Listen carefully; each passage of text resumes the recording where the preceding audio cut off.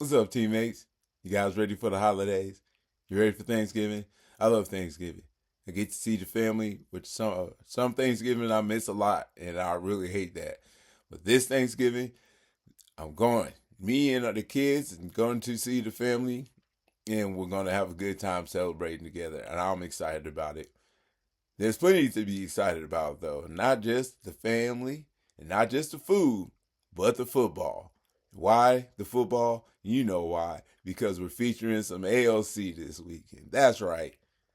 Those haters, you can sit there and wait through the next 6 games and hate all they want to. And let's see what happens. And see if we can develop something with the kid. And see if he's the type of quarterback I think he can grow into to be. Or let's see if he at least will be the talented backup that we need behind Shedeur Sanders, or as well as a quasi mentor, throughout the first season. Hopefully, just learning basic, you know, pro type game that is experience that Aiden has little more than what he has, but maybe that little bit will help him.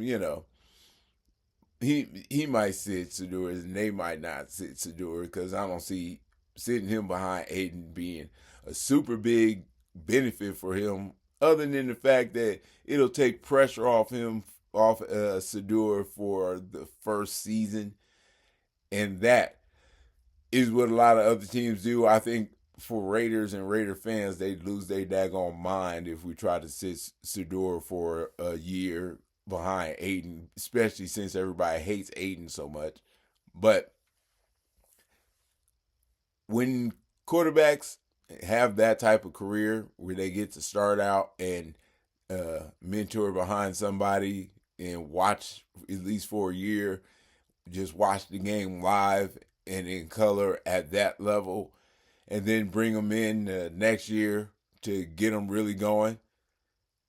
That's what usually works. So hopefully Aiden comes in this week and then over the next 6 weeks shows that he's a talented quarterback, shows that he's deserving of being a mentor to a certain extent, worthy of being good enough to for Shedeur to watch and learn things from, and to help him develop over his first year. And if Aiden can't do anything, we know that he can do good quarterback fundamentals. And anybody can learn from the fundamentals that he puts out there on the field. And maybe they'll do, and they can be better at what they learn from him. But accuracy and intelligence is something that Shedeur Sanders could learn from Aiden O'Connell, especially coming to the next level.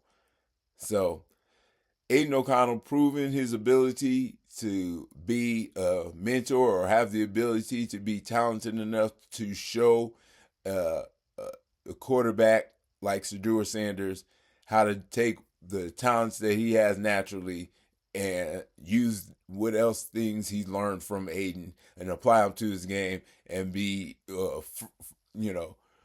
successful in his second season whenever we decide to start him, maybe halfway through the first. But before all of that happens, Aiden has to start on Friday. And I'm happy to see it. I can't wait. And he has, like I said, he has a line for it, he has a wide receiver for it. We have the running backs that are starting to feel themselves. The defense is hurting like severely, but they stood up under Bo Nix's offense. Bo Nix and Raiders offense hasn't been. I mean, Bo Nix and the Broncos, the Donkeys, sorry, offense hasn't been terrible. So they've been winning games. So our defense holding up as well as they did against that offense. It's not the Kansas City Chiefs offense, obviously. So will they be able to hold up against that? No, probably not. Is Aiden going to be able to pass for 500 yards and 7 touchdowns? No, probably not. But what can it look like? What can it look like with our offense? You know, not, yeah, pretty much set. This lineup, as far as our O line, I think the team is comfortable with. There's a lot of cohesion going on there. It seems like we found the right places for the right people after, a certain amount of time of going, in and out and back and forth. Uh, with finally having Brock and Mike back, we'll be able to use that 12 formation that we were talking about. Jacoby's starting to feel himself, and he's the best offensive player on the team, has been for the whole season. And Trey Tucker's just getting better and better. He's been making some nice catches, and we all know that Tucker and Aiden got a nice connection. So if our defense can't hold them down, then that's just because they're the number one team in the league. They've only lost one game, and it's going to be hard for a bunch of rookies to come in and shut them down or even slow them down. What's interesting to see is if our offense can do anything against that defense, which is also a pretty stellar defense in and of itself. So it's not looking like a great big percentage as far as win to loss percentage goes. It's pretty likely that we're going to lose, but that's not what's important. What's important is seeing what our offense can look like and seeing if Aiden can make the offense look good enough so that an understudy can watch what he's doing out there and learn and progress by just seeing what he does right and what Aiden does wrong on the field. So that's what you do when you teach someone. You show them how to do it wrong and you show them how to do it right, and you see how they pick it up and hope they know all the right things to do.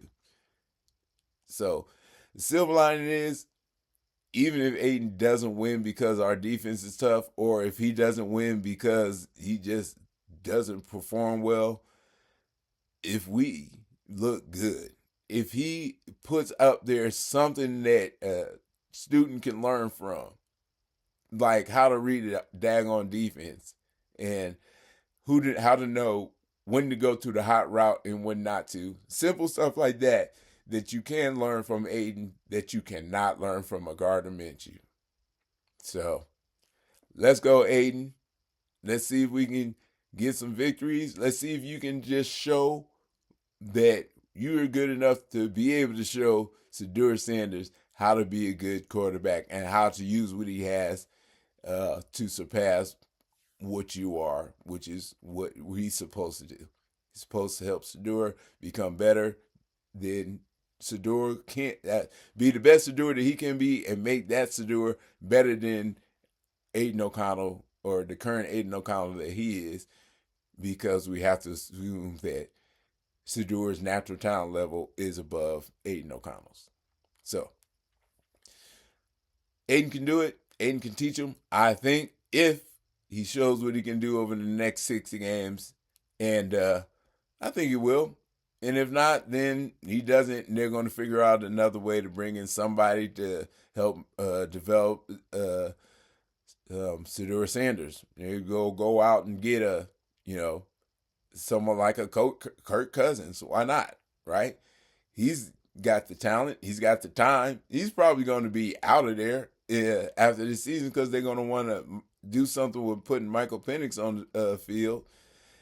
And then we can get him for a lower price because he's going to want to leave and they're going to want to, have to pay his contract out or something. We can figure something out. Maybe we'll get him over here or somebody that's a veteran that they feel like he can develop under, even if they think it's not Aiden O'Connell.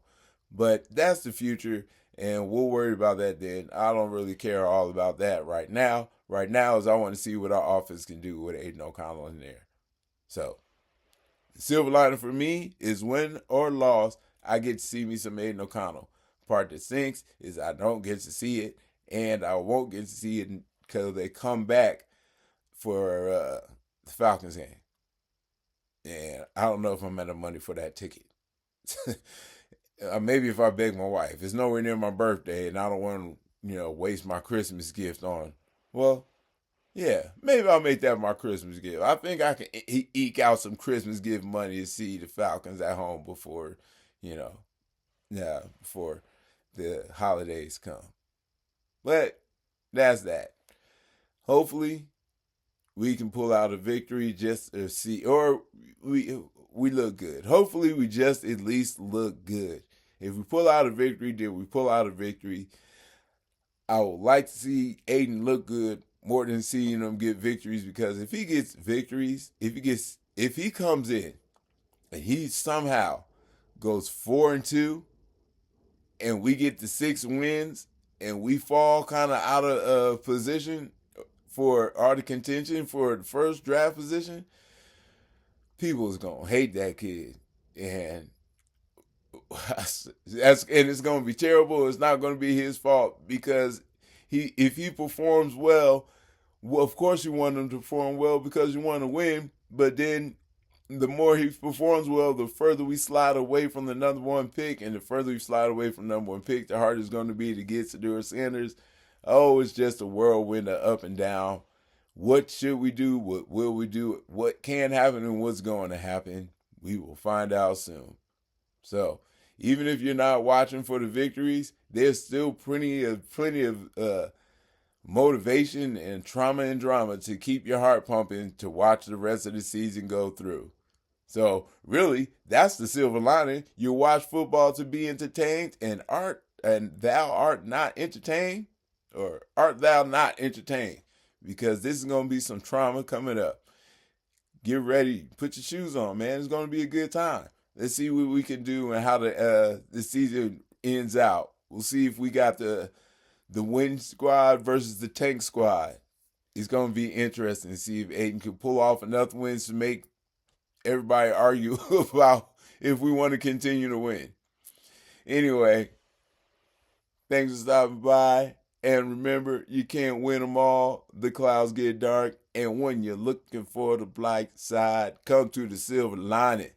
Guru out.